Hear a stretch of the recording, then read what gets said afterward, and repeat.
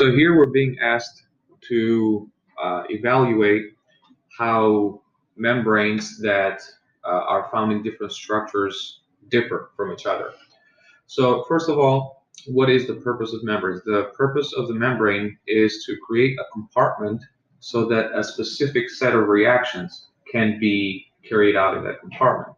So you have a membrane that right here, which is basically the cell membrane.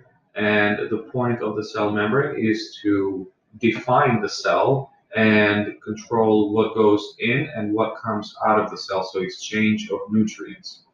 And you need exchange of nutrients and waste so that you can get new material to carry out your life functions and expel what you don't need. And what I've drawn here is